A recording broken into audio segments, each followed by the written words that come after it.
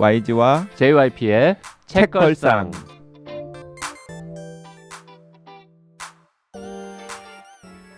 책에 관한 걸쭉하고 상큼한 이야기. YG와 JYP의 책걸상이 찾아왔습니다. YG 강량구입니다. JYP 박재영입니다. HB 김원배입니다.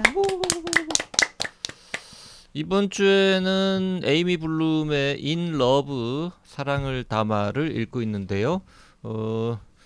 지난 시간에도 댓글 소개를 안 해가지고 이거 좀 조금만 읽어보죠. 동광동 호랑이님이 이 책 제목이 뭐였죠? 장강명의 그 소설집. 당신이 보고 싶어하는 세상. 네, 그 책 방송편 들으시고 옵터는 빼박이죠. 전 옵티가 더 나은 것 같습니다. OPT는 어땠을런지.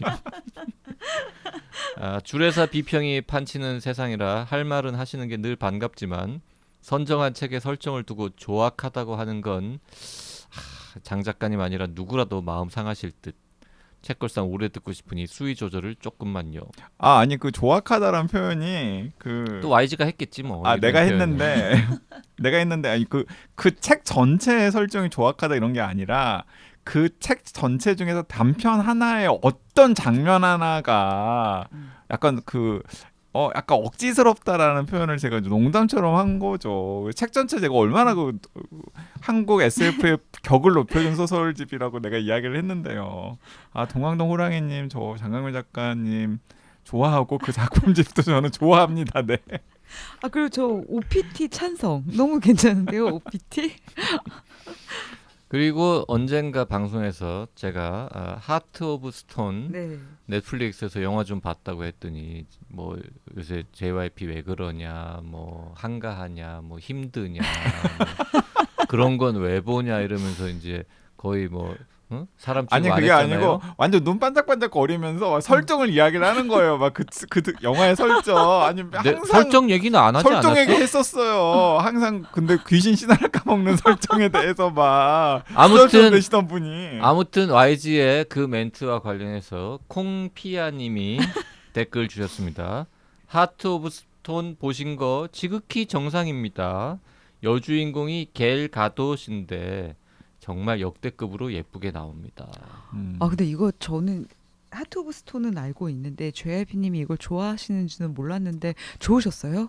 아니요, 그냥 봤다고. 근데 너무 좋았다고 이제 아니 그냥 눈이 봤다고만 반짝거리면서 했어요. 아니 봤다고만 했다니까. 아니 봤다고 한 다음에 이게 어떤 설정의 영화인지를 눈이 또 반짝거리면서 설명하는 거야.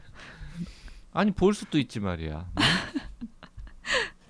하나만 더 읽을까요? 치즈루님, 다카노 가즈아키 이름만 보고 바로 사서 읽은 한 명으로서 무척 반갑습니다. 제가 다카노 가즈아키를 읽는 이유가 인류애를 느낄 수 있어서인데요. 13계단에서도 그레이브 디거에서도 심지어는 제노사이드의 끔찍한 스토리 속에서도 이 작가는 정말로 인간을 사랑하는구나 라고 느낄 수 있었거든요. 그 따뜻함은 11년 만의 신작 건널목의 유령에서도 변함이 없었고요. 저는 아주 재밌게 이 작품을 읽었답니다. 소개해 주셔서 감사합니다. 네. 네, 그리고 파파팟 1님께서도 치즈루님 방금 읽어주신 댓글에 이제 또 추가 댓글 다셔서 저도 이 책 완전히 재밌게 읽어서 반갑습니다. 특히 종이새랑 이 열차를 타면 고향 간다는 마지막 말이 떠올라 인간을 사랑하는 작가라는 말에 격공합니다. 라고 추가 댓글 남기셨습니다. 훈비님은 다카노 가즈아키하고는 별 인연이 없으십니까? 아니요, 저도 13계단 굉장히 좋아해요. 네네. 건널목의 유령은 뭐 안 보셔도 될 것 같습니다. 그래요? 진짜 건널목의 유령 나오는 얘기. 근데 그게 참 이게 우리가 다카노 가즈아키 전작들을 다 읽은 다음에 건널목의 유령을 소개해서 좀 평가에 박한 게 있었나 봐요. 근데 건널목의 유령만 읽으면 또 그냥 그 나름의 또 매력이 있어요. 건널목의 유령이 처음 보는 신인 작가였다고 우리가 막 극찬했을 텐데 제노사이드 같은 뭐 어마어마한 작품을 써놓고 쓴 작가라서 혹은 이제 13계단 같은 뭐 사회파 소설이라고 그쵸. 할까요? 이제 이런 거 쓰던 분이라서 큰 기대를 가지고 봤는데 진짜 건널목에 유령 나오는 얘기인 거야. 그리고 그 유령의 사연 막 쫓아가서 이렇게 아, 찾아내는 진짜요? 이야기. 그러니까 전직 이제 사회부 기자가 네. 태물 사회부 기자가 그 건널목의 유령과 그만해, 관련된 그만해. 미스터리를 방송 끊어, 알겠어, 방송 더 길게 얘기하지 말고. 네. 자, 에이미 블룸의 사랑을 담아 아까 이제 혼비님이 참 여러 가지로 이도 아니고 저도 아니고 별로다 얘기했는데 별로다 얘기를 너무 많이 했는지 약간 찔려하면서 아니 좋은 점도 있었다라고 얘기했는데 좋은 점은 뭐가 있었습니까? 일단 저도 데이터 면에서 약간 놀라웠던 것들이 있었어요. 그러니까 저는 예를 들면 그 버몬트 주에 가면 환각을 이용한 사전 죽음 체험 같은 걸 할 수 있다고, 그래서 그런 걸 할 수 있다고 해서 찾아봤더니 그게 그 약간 실로시빈이라는 한국이랑 미국에서 거의 마약으로 강력한 마약으로 규정된 이제 그걸로 환각 체험을 하는 거더라고요. 그래서 이제 그게 좀 사고가 뻗어나가면서 아 이게 미국에서는 정말 이렇게 환각제를 먹어서 죽음 체험을 하는 게 어쨌든 주마다 다르겠지만 할 수 있는 경험이라는 것에 너무 놀라워서 이제 찾아봤더니 저 이거 여쭤보고 싶었어요. 그래서 YG님 그 책 혹시 읽어보셨어요? 그 약물에 대해서 나온 거? 약물에 대해서 마이크 폴란의 마음을 바꾸는 방법? 그거 이라는- 마이클 폴란이 워낙에 유명한 네. 그 작가이기 때문에 네. 저 그 책 읽어봤죠. 네, 유발 하라리가 극찬했다고 해서 YG님이 되게 싫어하실 수도 있겠다라고 생각하면서 약간 그 책을 조금 찾았는데 진짜 약간 미국에서 그런 LSD라든지 실로시빈 같은 것들이 약간 임상적으로 심지어 그 책은 마이클 폴란이 직접 그걸 흡입하고 맞아요. 환각 체험을 맞아요. 썼더라고요. 이게 그 LSD에 대한 네. 애착은 거슬러 올라가면은 네. 그 거기까지 거슬러 올라가잖아요. 그 멋진 시세계의 올더스 헉슬리가 네네. 만년의 LSD 애찬자였잖아요. 네. 그런데 1980년대 그 LSD가 그 히피 때 네. 엄청나게 많이 사용이 되면서 이제 악명이나 오명을 네. 이렇게 이제 받았는데 네. 특히 그 오명이라고 생각하는 사람들이 네. 최근 들어서 네. 그리고 뭐 한 90년대 2000년대 들어서 그 LSD의 임상적 효과에 대해서 네. 연구를 하고 있고 네. 그런 것들이 논문으로도 나오고 네. 실제로 의료 현장에서 그걸 적극적으로 도입을 해보려고 하는 흐름도 많이 있다라는 건 맞아요. 네. 그리고 이제 그 연장선상에서 그 폴란 책도 나오고 막 그런 그쵸. 거예요. 예. 그 보니까 막 올리버 섹스나 스티븐 잡스도 이 LSD 체험에 대해서 굉장히 영적인 체험이었고 좋았다. 이제 이런 이야기들을 해서 약간 이게 지금 사랑을 담아 이 내용이랑 멀어지는 것 같지만 좀 비슷한 느낌이었던 게 이게 죽음과 관련된 영역으로 가니까 저조차도 어떤 순간에 헷갈리는 것처럼 이래도 될까? 여기까지 허용해도 될까? 이 LSD나 실로시빈 같은 죽음 환각 체험도 그렇지만 사실 조력 자살에 대해서도 이번에 이걸 읽으면서 저는 오히려 지난번에 YC님이랑도 그 얘기했지만 굉장히 이거에 열려 있고 나도 이런 선택을 할 거고 저는 심지어 되게 위험한 발언이지만 저의 그냥 생각을 말하면 꼭 그런 병이 아니더라도 정말 그냥 아무 이유 없이 나는 삶을 포기하고 싶다라고 하는 사람들도 이런 걸 선택해도 되지 않을까라고까지 생각하는 사람인데 오히려 이 사랑을 담아를 읽으면서 조금 반대하는 입장이 고민을 해보기 시작을 했는데 그게 정말 이 조력자살이라는 것도 그렇고 방금 이 실로시빈처럼 이게 허용이 됐을 때 잘 쓰이는 경우들도 있지만 안 좋게 쓰이는 경우가 너무 치명적인 거잖아요. 그래서 저는 오히려 제도안으로 들어와야 한다고 생각해요. 네, 왜냐하면 사랑을 담아 같은 경우도 미국에서 제도가 미비되어 있고 사실은 이름은 있지만은 실제로 그게 작동하지 않는 제도적인 장치들이기 때문에 네. 이 남편 브라이언과 에이미가 이것저것 궁리를 하다가 네. 자기 사비 한 1,300만 원 정도를 내고 네. 스위스에 가가지고 이제 스위스에 있는 단체에 의탁을 한 거잖아요. 네. 근데 이제 그런 면에서 저는 우리나라에서 이런 의료조력 죽음에 대해서 고민하시는 분들이 있다 그러면 진짜 꼭 읽어야 될 책이 그 제가 지난 시간에 네. 잠깐 언급했던 나는 죽음을 돕는 의사입니다. 네. 나는 그 책이 진짜 꼭 읽어야 될 책이고요. 그 책에는 진짜 자세하게 다 나와요. 네. 이게 스테파니 그린이라고 하는 그 캐나다의 의료조력 사망 담당하는 의사가 직접 쓴 책인데 캐나다 대법원이 2016년 6월 7일에 그 조력 사망을 합법화해요. 네.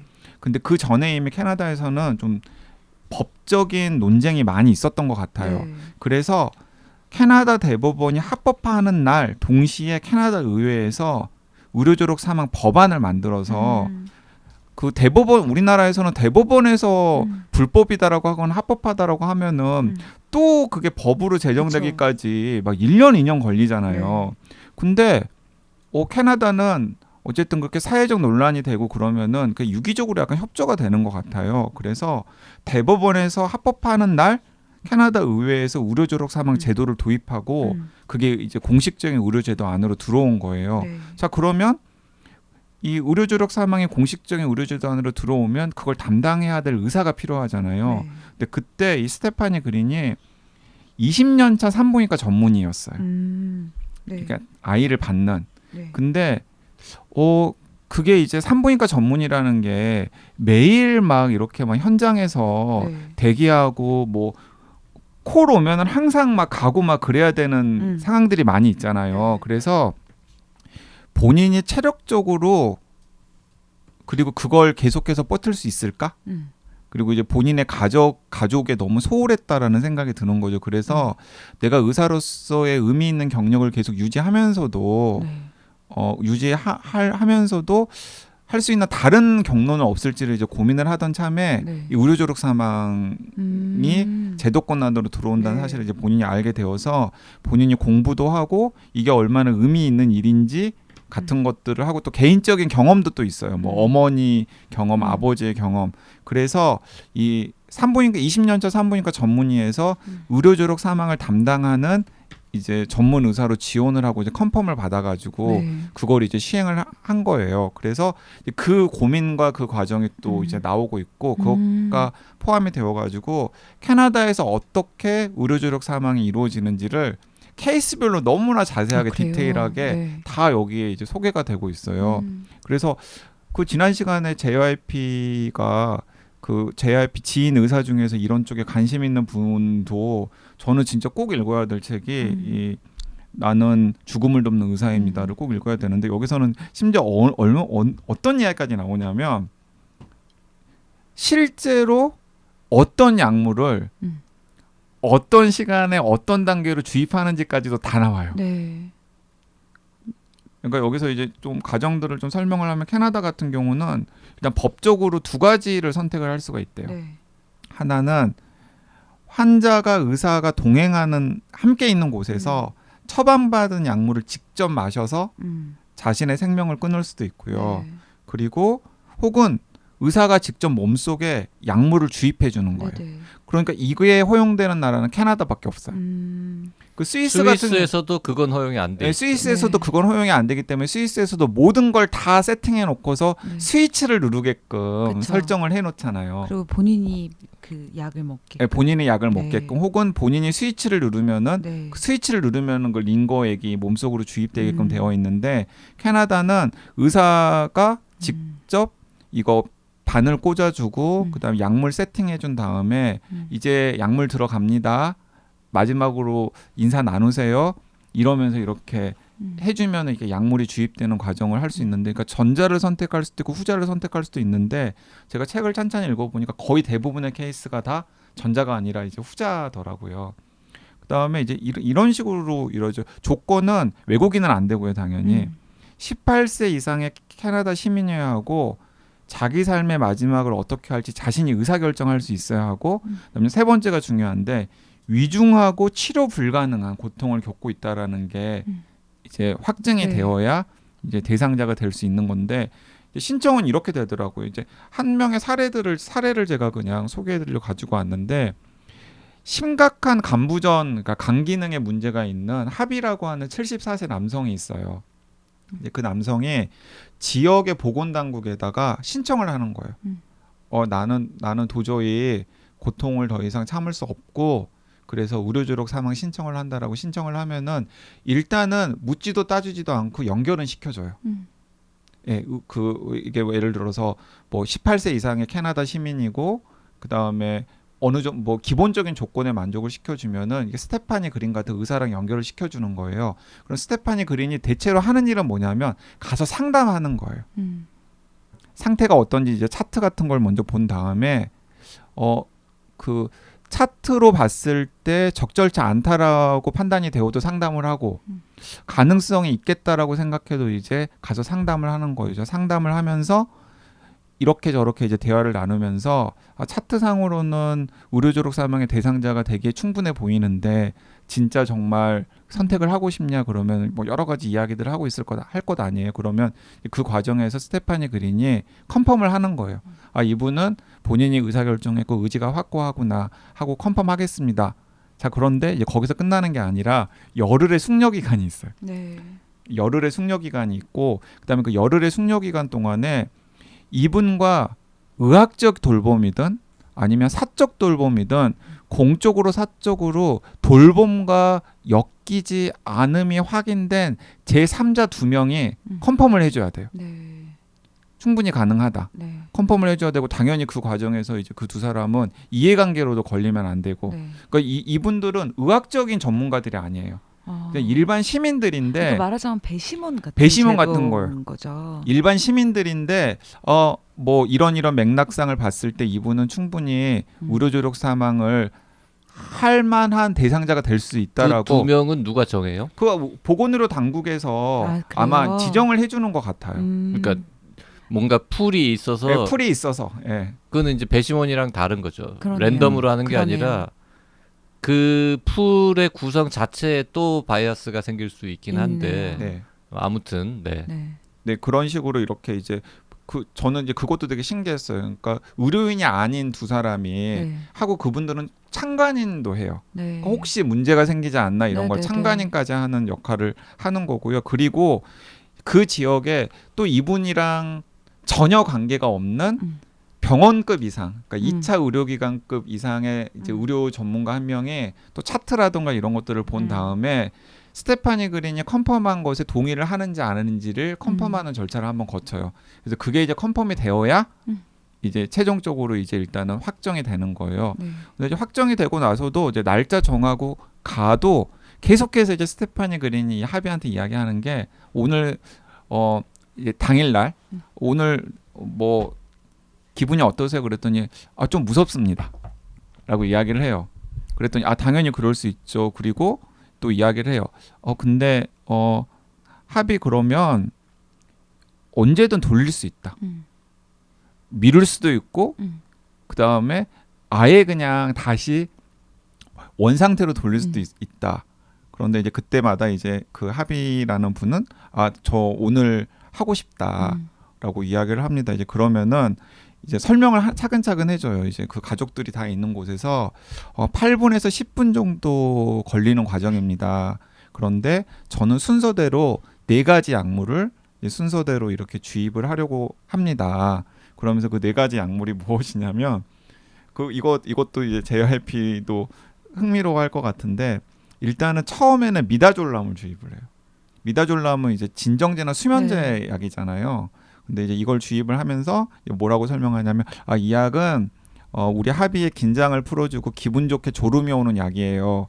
이 약이 들어가 수면 내시경 같은 거 할 때 쓰는 수면 약입니다. 내시경 갈 때. 네. 그러니까 이 약은 일단 이 약이 들어가면은 선잠에 빠질 겁니다라고 이야기를 합니다. 그 다음에 두 번째는 절차상으로는 필요 없는 약인데 이 스테파니 그린은 넣은 거죠. 리도케인이라고 하는 마취제를 소량 주입을 한대. 왜냐하면 대부분 다 혈관이 약해져 있는 상태이기 때문에 혹시 다음 과정을 진행할 때 따끔거림이나 아니면 불편함을 느낄까 봐서 리도케인이라고 하는 마취제를 이제 하고요. 이제 세 번째 약이 이제 가장 중요한 핵심 약물인데 프로포폴이에요. 그래요. 네, 프로포폴을 과용량으로 좀 많은 용량으로 집어넣습니다. 그리고 스테파니 그린에 따르면 대부분 2단계에서 사망한대요. 3단계에서 사망하는데 근데 캐나다에서는 이 혹시 모를 불확실성을 최소화하기 위해서 이 프로포폴을 다량 투입한 다음에 그 다음에 로크로늄이라고 하는 약을 한 번 더 넣습니다. 그 약 근데 그 로크로늄의 아마 양은 아마 소액일 건데 그 로크로늄은 수술 때 전신 마취할 때 쓰는 약이죠. 그 근육을 안 움직이게 하는. 네. 그래서 이제 로크로늄을 넣으면은 이제 혹시 프로포폴을 넣었을 때도 이제 생명이 끊어지지 않는 분의 심장이 완전히 정지가 된대요. 그러면 심장이 정지하고 그 다음에 몇 가지 이제 절차들을 확인한 다음에 사망했습니다라고 선언을 하면 끝나고 2단계가 한 짧게는 8분에서 길면은 한 10분 정도에 걸쳐서 이제 진행이 된다라고 합니다. 프로포폴이구나. 그 네, 그래서 스위스에서 펜토바르피탈이잖아요. 그러니까 대체로 이제 스위스나 혹은 미국에서는 그 바르비투르산 네, 계열 네. 그걸 이제 쓰는데 캐나다에서는 그걸 안 쓴대요. 아 그래요. 네, 그리고 약간 스테파니 그린은 좀 약간 좀 그 쓴맛 나고 그다음에 악명 높은 그 약을 굳이 왜 써? 다른 훨씬 더 편안하게 보내드릴 수 있는 좋은 약들이 많은데 라고 이제 이야기를 하는 거죠. 지금 스위스에서 사용하는 약물에 비해서 지금 캐나다에서 쓰는 저 방법이 환자가 그러니까 죽음을 맞이하는 사람이 훨씬 덜 고통스럽게 심지어 약간 편안하고 즐거운 상태에서 생을 마감할 수 있게 해주는 최대한. 약물들의 조합인 거죠. 네. 그래서 이 스테파니 그린의 이 책을 보면은 일단은 본인의 고뇌 같은 것도 있을 것 아니에요, 당연히. 네. 탄생을 계속 주관하던 의사에서 이제 죽음을 도와주는 의사고 실제로 여기는 본인이 이게 하니까 느낌이 다르겠죠. 네. 근데 그런 것부터 시작해서 그 다음에 대체로는 다 스무드하게 끝나는데 가족들 중에 받아들이지 않는 사람들이 있어요. 네. 가족들 이유들 뭐 종교적인 이유라든지 아니면은 이게 최선의 방법인지에 대해서 이제 이견이 있는 분이라든지 뭐 이런 것들과 관련된 토론이나 이제 논쟁 같은 것도 있고. 그다음에 이제 사례들도 이제 중간중간에 당연히 에이미 블룸 같은 전문 저술가가 아니기 때문에 뭐 드라이한 부분들이 있죠. 그렇지만은 그 실제 사례들을 되게 굉장히 충실하게 잘 풀어 놓았는데 그 사례들 중에도 이제 감동스러운 사례들이 되게 많아요. 그래서 저는 오히려 이 스테파니 그린의 나는 죽음을 돕는 의사입니다가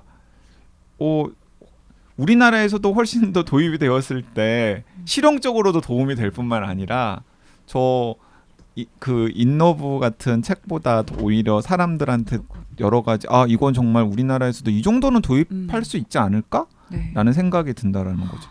그래서 2016년에 도입을 해서 캐나다는 계속해서 약간 업그레이드 되고 있는 것 같더라고요. 그러니까 처음에는 일절 뭐 얘기를 꺼내지도 못했던 그런 환자들 과 관련해서도 지금 계속 얘기가 되고 그래서 치매는 원래 캐나다에서는 고려 대상이 아니었거든요. 근데 지금은 중증 치매 환자도 대상자가 되어야 되지 않나를 놓고서 사회적 토론 같은 게 있는 것 같더라고요. 근데 이게 약간 조력 자살이 그러니까 의료 조력 사망이 제도로 들어왔을 때에 이제 저는 잘은 모르지만 그냥 혹시 이런 일이 있는 건 아닐까라고 우려되는 것 중에 이게 그렇게 보이는 걸로 위장한 살인에 맞아요. 대한 그래서 아까도 아마 분명히 그 아무 연관이 없는 2명의 사람을 지정해줘서 그 사람들의 이제 판단을 거쳐가지고 하는 것도 사실 그런 것들을 이제 방지하기 위한 거잖아요. 맞아요. 근데 약간 그런 걱정은 되는 거예요. 이게 진짜 직접적인 어떤 사례를 포장하기 위한 범죄로 쓰이는 경우 말고 이제 약간 그 결정을 사실 본인은 원하지 않는데 뭔가 타인의 압박, 뭐 가족이 될 수도 있고 누군가 이해관계가 걸려있는 사람도 있고 뭔가 그런 압박에 의해서 되게 타의에 의해서 그러니까 미묘한 방식의 사실은 자의가 아닌 죽음으로 쓰일 수 있는 어떤 맞아요. 그 위험? 그게 이제 우리나라에서 많이도 우려하시는 거죠. 우리나라 같은 이 돌봄에 대한 복지라던가 이런 게 전혀 없는 상황에서 그리고 가족주의, 맞아요. 가족주의, 관계성이 공동체 이런 게 훨씬 중요한 우리나라 같은 문화권에서 이제 약간 죄책감 때문에 내가 우리 가족들한테 이렇게 폐를 끼쳐서는 안 되니까 나는 더 살고 싶고 나는 더 삶을 유지하고 싶은데 폐를 끼치면 안 될까 봐서 이런 걸 선택해야 되는 경우도 있을 테고 네. 사실은 이제 그걸 진짜 더 악용해가지고 압박할 수도 있죠. 압박할 수도 있고 누구네 집은 이랬다던데. 압박할 수도 있고 아니면 뭐 죽음으로 유도할 수도 있는 가능성 같은 것들도 있을 수 있다라고 생각을 하고 이제 사실 그런 것들이 이제 항상 이야기가 되는 건데 네. 저는 그렇기 때문에라도 그렇다고 해서 사실은 진짜 그런 게 떠나서라도 필요한 사람들이 있잖아요. 진짜. 그래요. 저도 사실 그것 때문에 네, 찬성하는 그래서 거긴 해요. 저는 일단 그건 제도로 도입을 해서 그 제도를 촘촘하게 만드는 게 훨씬 중요한 거지. 네. 그런 것 때문에 도입을 하지 않는 건 그건 좀 아니지 않나라는 그쵸. 생각이 들고 이 스테파니 그린의 나는 죽음을 돕는 의사입니다에서 캐나다 같은 경우는 의료진 사회에서 약간 논쟁이 있대요. 특히 완화 의료. 아니 전 세계 의료진, 전 세계 학자들, 심지어 윤리학이나 철학이나 이런 거를 공부한 사람들끼리도 다 논쟁이 있습니다. 예. 한국에서도 지금 이 주제에 대해서는 의료윤리를 전공한 사람들 사이에서도 의견이 일치하지 네, 않아요. 특히 이제 똑같이 이제 죽음과 관련해서 가까운 의사들 중에서 그 호스피스 의료, 완화 의료하는 의사들, 캐나다 같은 경우 그 의사들이 굉장히 적대적이래요. 지금 캐나다에서 필요한 건 그러니까 말기 치료의 질을 높이고 그런 분들이 마지막까지 진짜 최소한의 자기 고통을 잘 다스리다가 편안하게 보내드리도록 하는데 자원을 집중하는 게 먼저인 거지. 그런 과정들을 다 생략한 채 보내드리는 게 그게 맞는 거냐. 그게 의사들이 할 짓이냐. 이러면서 굉장히 적대적인 사람들도 있고 그래서 이 스테파니 그린도 이제 그런 분들이랑 어떤 식으로 하면 커뮤니케이션 할지 협업을 할지 이런 것들도 있는데 스테파니 그린 같은 경우는 그 아까 제가 그 하비 사례를 이야기를 했잖아요. 하비가 캐나다 1호예요. 1호 의료 조력 사망 사례이고 그 1호 사망을 이 스테파니 그린이 네. 지금 이끈고 그래서 스테파니 그린이 캐나다의 의료 조력 사망 학회의 학회장 네. 뭐 이런 분위기도 하더라고요. 그런데 계속 그래서 이제 그 하비한테도 선택지가 있을 수 있다. 네. 그냥 당신이 여기서 삶을 이렇게 끊는 게 아니라 훌륭한 완화 의료진과 연계가 되어가지고 좀 더 가족들이랑 이렇게 시간을 보내면서 할 수 있는 방법도 있습니다라고 이제 해주는 그렇게 선택지를 이렇게 이야기해주는 과정도 꼭 넣는 것도 그런 것들을 이제 고민하는 것 같아요. 아무튼 혼비님이 잘 지적하셨는데요. 본인은 딱히 원하지 않는데 대부분은 이제 경제적인 문제죠. 맞아, 경제적인 네. 문제. 예를 들어서 한 달에 뭐 한 500만 원씩, 1000만 원씩 계속 간병 관련해 가지고 비용이 발생하는데 환자는 누워 있고 이런 상황에서 가족들이 뭐 계속 옆에서 한숨 쉬고 걱정하고 뭐 딴 집 얘기하고 뭐 이러고 하면은 계속 압박이 될까요? 그 막 뉴스 틀어놓고 뭐 이런 거 허용됐다 기사 읽어주고 뭐. 너무 근데 이제 그런 경우에 우리나라 같은 문화에서는 내가 더 이상 폐를 끼치지 말고 이걸 택해야겠구나라고 생각할 수밖에 없지 않겠느냐라는 거고요. 이거를 허용하는 데 있어서 실질적으로 어쩌면 가장 큰 걸림돌일 수 있습니다. 본인은 원하지 않는데 주변에 보이지 않는 혹은 보이는 압박에 의해서 할 수 없이 죽어야 하는 사람들을 어떻게 우리가 막을 거냐, 그들을 그렇게 죽게 할 거냐라는 거에 대해서 그게 답이 제일 어려워요. 그래서 사실은 그 의료조력 사망 제도가 제대로 정착되기 위해서라도 그 말기 환자들이나 아니면은 치매 어른들이나 이런 분들에 대한 공적 복지망 같은 게 좀 촘촘히 되어야 공적 돌봄의 시스템이 마련이 되어야 사실은 이것도 건강하게 도입될 수 있죠. 그리고 이제 보통 얘기하는 조건이 이제 극심한 고통 그리고 치료 가능성이 없어야 한다. 그리고 더해서 남아 있는 여명이 뭐 몇 개월, 뭐 3개월 미만, 6개월 미만이어야 한다. 뭐 이런 얘기들을 한다고요. 이게 이제 캐나다의 결정적인 차이인데 미국은 6개월이라는 기준이 있어요. 근데 캐나다는 그게 없어요. 그러니까요. 그 네. 기준을 어디까지 할 거냐라는 거예요. 네. 그리고 참을 수 없는 고통을 그럼 어디까지를 이거 어떻게 측정할 거냐? 고통이라는 게 무슨 기계에 딱 들어가면은 당신의 고통은 뭐 82점 이러고 나오는 게 아니잖아요. 그래서 그것도 결정하기가 어렵고 그다음에 이제 치료 불가능한 건 뭐 그나마 그건 조금 그래도 우리가 가늠할 수 있습니다만 기대 남아 있는 여명에 대한 그걸 줄 거냐 안 줄 거냐. 네. 이게 왜 중요하냐면 치료 방법은 없고 가령 뭐 근육이 안 움직이는 이런 병이 있다. 아직까지 치료 방법은 없어요. 그게 11월 28일 조력 자살의 그 주인공이 계속해서 근육이 위축되어 가지고 네. 그리고 있는 그래서 병이었거든요. 인공호흡기 달고 이렇게 살아야 되니까 뭐 어디가 아프지는 않을지 모르지만 굉장히 고통스러운 상황은 늘 누워 있고 하지만 그런 분들은 6개월이 아니라 뭐 6년이라도 더 살 수 있는 분들이라서 그럼 그런 분들한테도 허용할 거냐? 뭐 이것도 이제 골칫거리고요. 그 다음에 그 고통도 심리적인 고통은 그럼 어떻게 할 거냐? 예를 들어서 정말 그 우리 미 비포 유에 나오는 네. 케이스처럼 정말 잘 나갔고 막 활동적이고 막 이랬던 사람인데 젊은 남자가 아무것도 할 수 없게 되어서 뭐 손가락도 못 움직이고 이런 이 상태로 살기 싫다. 이거는 죽는 것보다 못한 고통이다라고 주장하는 사람의 요청도 들어줄 것이냐? 이것도 상당히 결정하기 어려운 문제고 이제 또 하나 이제 고민거리는 그냥 이런 거에 대한 고민 없이 멀쩡하게 잘 살던 분이 어느 날 갑자기 뇌출혈로 쓰러져서 이제 식물인간처럼 됐단 말이에요. 그때 어떻게 맞아요. 하죠? 그 이분은 가족들이 맞아요. 혹은 누가 그게 대신 결정해 줄 고민되더라고요. 거냐. 그러니까 사실은 네. 그러니까 어쩌면은 이제 평소에 네. 그런 것들을 이렇게 그 미리 써놓는. 근데 그게 또 얼마나 그런 게 효력이 있을 수 있을지도 있죠. 모르. 그러니까 사랑을 담아 보면서 브라이언이 좀 되게 이른 결정을 한 느낌이잖아요.